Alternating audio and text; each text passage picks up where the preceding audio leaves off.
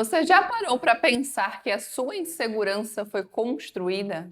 E a boa notícia é que o que foi construído pode ser destruído.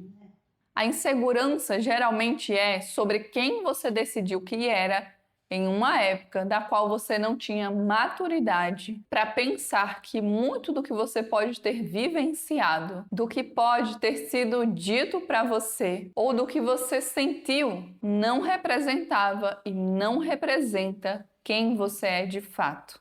Olá, aqui é a Jéssica Nascimento e eu sou terapeuta especialista em relacionamentos. É provável que você seja muito melhor do que aquilo que você imagina. E não porque você é um ser humano especial, mas sim porque cada ser humano que existe tem diversas coisas boas dentro de si. Às vezes, apenas não conseguiu perceber ou expressar essas coisas. Mas isso nem de longe significa que elas não existam enquanto potencial dentro de você. Às vezes você só precisa despertar para essa realidade. Agora vou te sugerir 3 passos para você se libertar da insegurança. Primeiro, saia da sua zona de conforto e comece a agir apesar do desconforto. Vá ao cinema sozinho ou sozinha. Comece a se expor mais, se permita mais. Se permita cumprimentar as pessoas, dar um bom dia.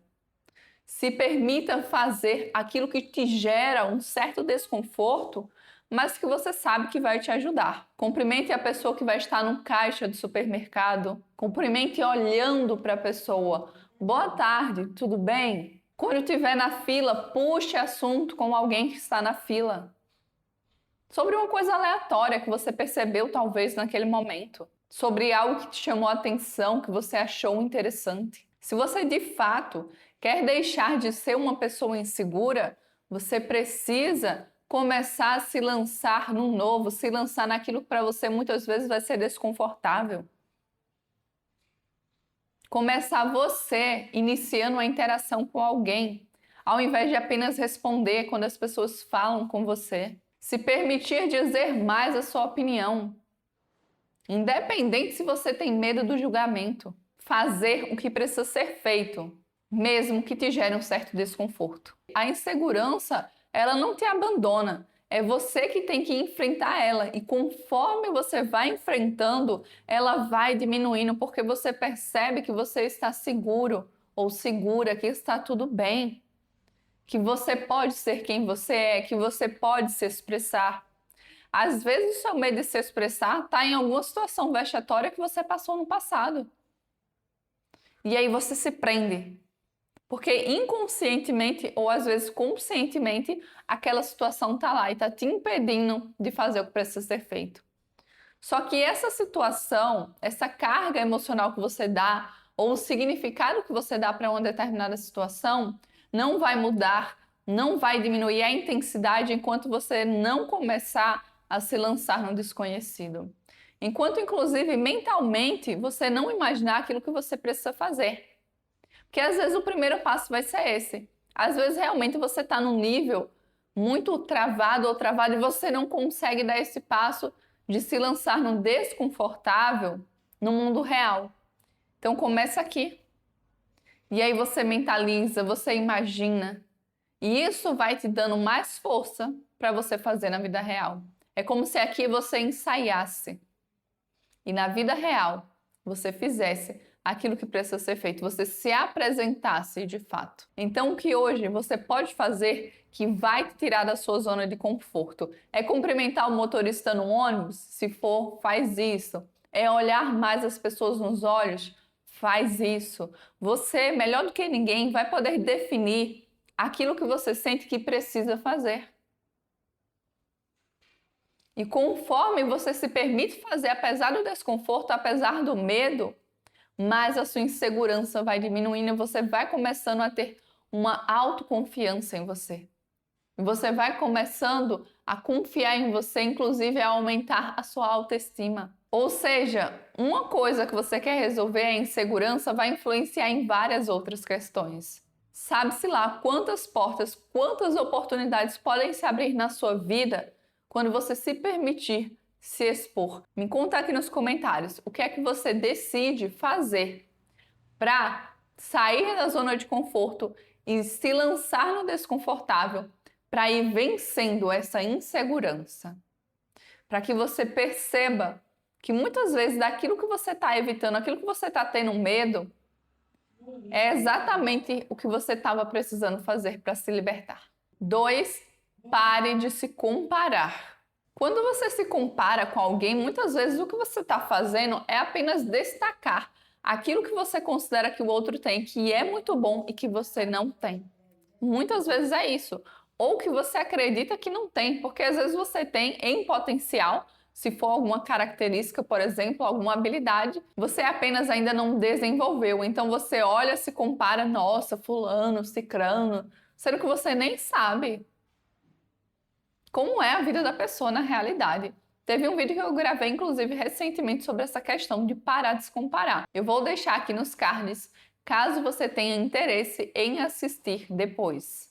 Foque no seu processo e não no palco do outro. Naquilo que o outro está tendo de resultado na vida dele. Seja em qual área for, porque você não sabe o que a pessoa teve que fazer ou abrir mão para ser quem ela é hoje, ou viver aquilo que ela vive. Julgar apenas pela aparência muitas vezes é apenas uma forma de se iludir. Você não sabe as dores que aquela pessoa carrega dentro de si. Quantos casos de pessoas que aparentemente estão super bem, mas estão sofrendo, estão passando por situações tão desafiadoras que às vezes a gente nem imagina. O que de fato vai fazer diferença na sua vida é você olhar para a sua própria vida e fazer o seu melhor naquele dia. É válido você se comparar com você? É, mas entenda também que existem dias e dias. Talvez ontem você não estava tão bem e não vai fazer o tanto que você vai fazer hoje, que é um dia do qual você está se sentindo bem, está se sentindo melhor, está disposto. Então, assim, às vezes também tem essa questão. Você se compara com você, mas aí você se compara no dia que, sei lá, você estava doente, estava passando por algum desafio muito grande, e aí você queria que naquele dia você queria ter feito 1 milhão de coisas. Só que você entende que aquele dia teve os próprios desafios daquele dia. Então, assim, é se comparar com você, mas também olhar todo o contexto. Não só se comparar por se comparar. Mas ver se realmente, apesar das suas quedas, você está tendo um avanço real na sua própria vida. Se você está buscando se desenvolver. Se você está buscando por autoconhecimento, se você está se tornando a sua melhor versão. Mesmo que ontem você conseguiu ser a sua melhor versão em comparação a hoje, que você está enfrentando uma situação muito desafiadora. Mas amanhã, com certeza, você pode fazer muito melhor. Porque a energia vai ser outra, porque você vai estar vivendo uma outra situação, talvez. Então, olha para essa questão também. Não fica só se comparando sem observar e querendo agir da mesma forma todos os dias. Querendo ter o mesmo nível, talvez, de produtividade todos os dias. Querendo, todos os dias, ter equilíbrio e controle emocional. É muito bom se a gente tiver, mas tá tudo bem também se você cair. Desde que você se levante, desde que você não se permita permanecer ao chão. 3. Transforme a forma como você se comunica com você mesmo ou com você mesma. Pare de alimentar pensamentos e sentimentos negativos e comece a alimentar pensamentos e sentimentos mais positivos sobre você e sobre a vida. Você consegue perceber que dentro de você existem diversas vozes e, embora todas possam parecer que são suas, nem sempre elas são suas. Como, por exemplo, a voz excessivamente crítica. Normalmente são as vozes que você incorporou das autoridades da sua vida, como pais, professores, responsáveis. E essa vozinha específica, muito crítica, muito julgadora, ela fica dizendo muitas vezes o que você tem que fazer. Exemplo, você precisa fazer isso. Você vai deixar sua cama de novo desse jeito? Eu não acredito que de novo você vai usar essa mesma roupa. Eu não acredito, de novo você fazendo isso. É aquela voz que vai bombardear você de coisas que você tem que fazer. Vai te dar ordens, vai ditar regras. E não que você não tenha que fazer alguma dessas coisas. Algumas coisas você sabe que precisa fazer sim. Mas só que essa voz, ela vem impor para você, ela vem querer te obrigar. Ela vem como se estivesse querendo te comandar. Alguns outros exemplos. Você vai comer isso de novo? Você vai chegar atrasada de novo. Todo mundo vai olhar para você e vai dizer: ih, lá vem a atrasadinha de novo.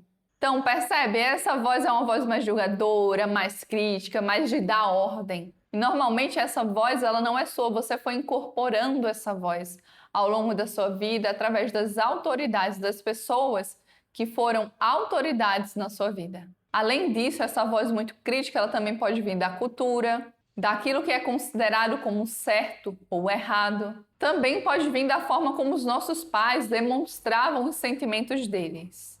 Mas você vai notar que em alguns momentos essa voz ela pode ser mais crítica ou salvadora, e quando em um aspecto mais positivo, ela ser uma voz mais nutridora, que vai te acolher, que vai procurar entender também o desafio que talvez você está passando naquele dia. Em outros momentos, pode ser que surja uma voz também que seja mais realista, mais madura. E em outros momentos pode surgir uma outra voz, que é uma voz mais rebelde, irritada ou até mesmo passiva e submissa. Eu não consigo, eu não posso, eu não dou conta. Ou de rebeldia, né? Ninguém manda em mim, eu faço o que eu quiser, nada a ver, isso que essa pessoa falou, não tem nada a ver. E você também pode perceber que essa voz da rebeldia, essa voz da irritação, ela tem um aspecto mais positivo, que é a criança livre, onde ela se expressa de forma espontânea, autêntica e alegre. É aquele nosso lado que pode ficar por horas falando sobre algo que a gente acha legal, divertido, que é do nosso interesse. Já essa voz mais realista, mais madura, que olha o contexto, que entende a situação, que avalia o que é melhor, é uma voz mais adulta. O que eu estou te explicando aqui, de forma bem resumida, é a análise transacional, uma teoria criada por Eric Berne, onde existem 3 estados de ego, que pode ser o pai. Esse pai tanto pode ser crítico quanto salvador ou nutridor. Também temos o estado adulto, que é aquele estado mais maduro, que sabe decidir, que não se deixa levar pelas emoções, mas que reflete, que analisa, que vê o que é melhor naquela situação dentro daquele contexto. E também temos o estado criança, que pode se dividir na criança ferida e na criança livre. A criança ferida muitas vezes é aquilo que eu te falei, da rebeldia, da irritação, do excesso de emoções, do desespero, da tristeza, do se magoar, do sentir aquela dor muito profundamente. Já a criança livre é aquele nosso lado mais autêntico, mais brincalhão, mais de bem com a vida, que consegue se expressar, que consegue brincar, que consegue ver a vida com leveza, que consegue olhar o lado positivo e lúdico. E tudo isso eu te explico mais detalhadamente na mentoria individual comigo. Temos uma sessão inteira para que eu possa te explicar e te ensinar a aplicar a análise transacional no seu dia a dia de forma simples e prática. Mas presta atenção.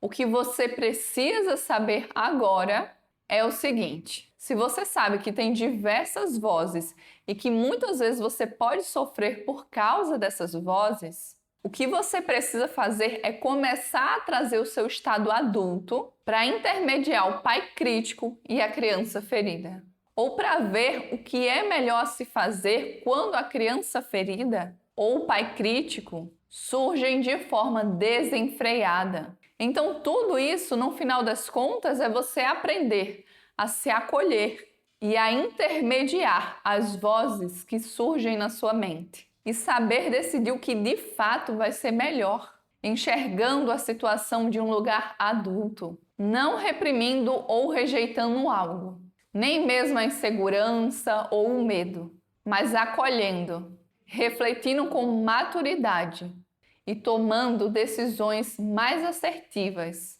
de acordo com aquilo que de fato será melhor para você.